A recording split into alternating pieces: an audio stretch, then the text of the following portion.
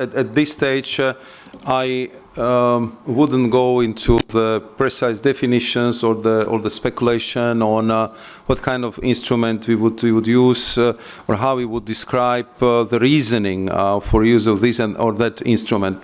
As it was rightly pointed out by Michał, we preferred the negotiations. Therefore, also our response is very gradual.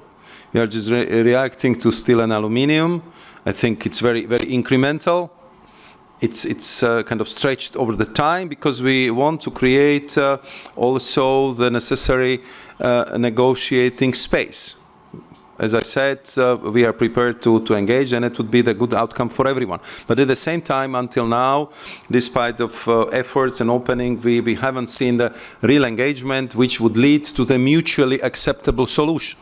Because it has to be fair for both sides. And what was happening right now, from one side we share with the US the understanding of the importance of reindustrialization of US. We are actually aiming at the same goals to reindustrialize Europe. We also understand the focus on future-oriented technologies, where we have to fight dangerous dependencies when we are talking about critical raw materials, when we are talking about semiconductors, or to tackle the danger of overcapacities in the steel sector. We just adopted the Steel Action Plan, so I can give you from the top of my head, in a negative sense, very, very impressive figures, how much of capacity of the steel and aluminum production we lost over 10-15 years. So we understand the reasoning for that, but we don't understand why we should be the addressee of such a tough measures from the US, and we still believe that as allies, the best way to sort this out would be negotiations and would be mutually acceptable settlement.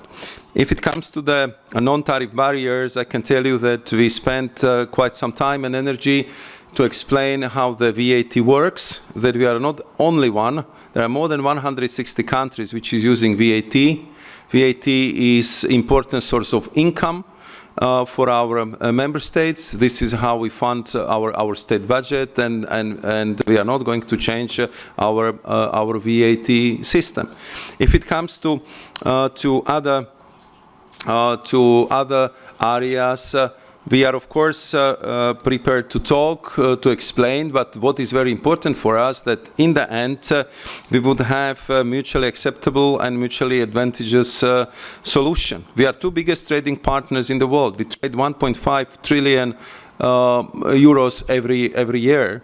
And we are also a very important investor in the United States of America. So we, of course, expect the appropriate treatment and approach as the biggest trading partner in this case rightly deserve. So we are ready to discuss, to look at things, but it has to be a mutually advantageous solution.